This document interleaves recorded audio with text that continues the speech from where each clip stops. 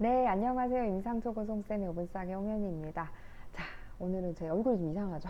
뭔가 안경이 없으니까 화면에서도 나도 이상해 보이는데 설명이 중요한 거니까, 그죠? 자, 타당도척도 오늘 해볼 건데 이제부터는 문제의 바다입니다. 그냥 하나도 흘려 들으시면 안 돼요. 그냥 다 외워야 돼요. 지능검사는 어쩌다 나올 때 있고 안 나올 때 있고 이런데 MMPI2는 단 한 번도 거른 적이 없어요.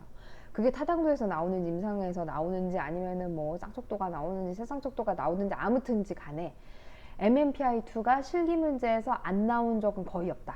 그냥 무조건 알아야 된다. 이거 로저스만큼 우리가 그냥 알아야 되는 것들이에요. 그리고 여러분이 심리 상담을 하시던 임상 심리사를 하시던 상관없이 다 알아야 되는 거기 때문에 이제부터는 조금 더 맨날 집중하라고 하지만 집중해서 보시고요. 자, 타당도 척도가 뭐라 그랬었죠?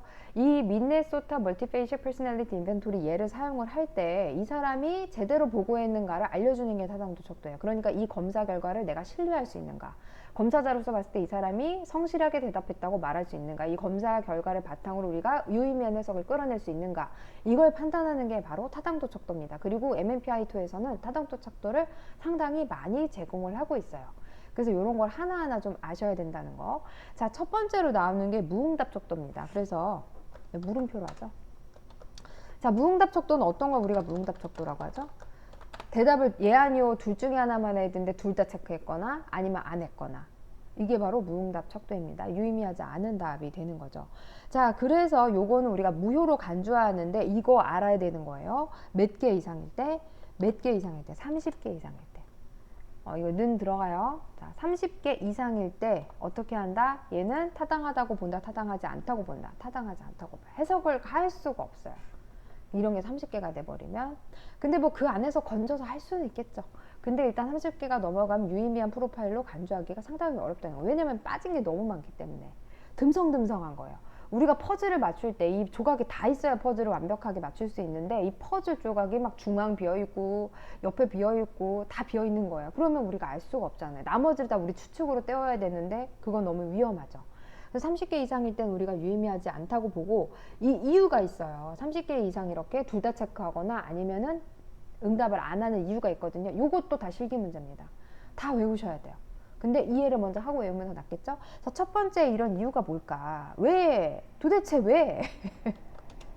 자, 부주의성이죠. 내가 대답을 했는지 안 했는지조차 몰라요. 정신적인 혼란감이 너무 있어서. 그래서 부주의함이나 그다음에 심리적 혼란과 같은 심각한 정신병이에요. 그래서 반응이 어려운 거예요. 그래서 이게 이런 분들은 내가 대답을 했는지 안 했는지조차도 알 수가 없다. 내가 그랬나요? 이래요. 예. 그리고 두 번째는 바람직하지 않는 부분을 내가 거짓으로 응답하기 싫은 거예요. 내가 뻥을 치기 싫은 거예요. 솔직히 말하면. 근데 그렇다고 해서 솔직히 말하는 것도 싫어요. 그래서 안 하는 거죠. 무슨 말씀인지 아시겠죠? 그래서 회피죠, 회피. 그냥 그거는 제 책을 한번 보시면 돼요. 이건 57쪽입니다. 자, 그래서 회피하려는 심리가 있죠. 거짓말하기도 싫고, 그렇다고 내가 내 있는 스스로를 그대로 드러내기도 싫고. 자, 그리고 비협조적인 태도도 있죠.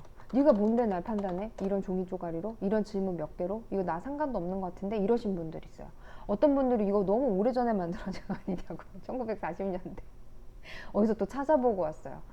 너무 후진 거 아니냐면서 막 그러시는 분들이 있거든요. 그러니까 아무튼 비협조적으로 나오려면 그러신 분들도 있어요. 예, 그래서 이렇게 해서 안 하려고 하시는 분들이 있고, 방어적 태도. 방어적으로 나 안 할 건데, 나 대답 안 할 건데, 내가 이거 왜 알려줘야 되는데. 비협조적인 거, 방어적인 거 다 같은 맥락이죠. 자, 그리고 우유부단함. 진짜로 모르겠는 거야. 내가 어디다 체크해야 되나? 좋아하는 것 같기도 아닌 것 같기도 하고. 아까도 말씀드렸죠? 난 초밥을 잘 먹는다. 잘 먹는 것 같기도 하고 아닌 것 같기도 하고. 네, 그래서 그 우유부단하게 있다 보니까 내가 생각이 안 나는 거예요. 어디다 택할지. 자, 이거 누구일까요? 이런 분들. 맞아요. 우울하신 분들 이거 진짜 대답 못 하십니다. 그래서 우유부단함도 있을 수 있겠고, 그 다음에 이 내가 정보가 부족하거나 정보나 경험이 부족할 때, 이게 뭔지 모를 때 있어요. 예. 그래서 지능이 너무 떨어지시는 분들은 MMPI2 하시면 안 돼요. 왜냐면은 일단 타당도에서 걸리고 F가 일단 많이 떠요. 뭔가 아닌 것 같으면 자기한테 안 좋은 것 같은데 아니오라고 체크하시기 때문에 나중에 F가 뜨고 틀이 내서. 자, 그리고 유의미한 어떤 내가 이거에 답을 하기 위한 내 경험이라든가 지식이 부족하기 때문에 이상한 대답을 하시거든요. 그래서 정신병리가 아닌데 그런 걸로 나오기도 하고 그래요. 그래서 일단은 나중에 이건 1급 시험에도 나왔었는데 뭐 지능이 뭐 얼마 정도 이상 뭐 이런 식으로 돼야 돼요. 그리고 이제 그죠? 적어도 이제 초등학교 6학년 이상의 독해 능력은 지녀야 이걸 할 수가 있다. 자, 그래서 이런 것들이 있을 때 우리가 무응답 척도가 상승한다. 그럴 때 그래서 우리가 유의미한 프로파일로 볼 수 없어서 해석이 불가능한 프로파일이다 할 때 제일 먼저 보는 게 무응답 척도고, 이게 바로 무응답 척도가 상승하는 이유들입니다. 요거는 실기 문제 나오기 때문에 반드시 머릿속에 넣어두시고요.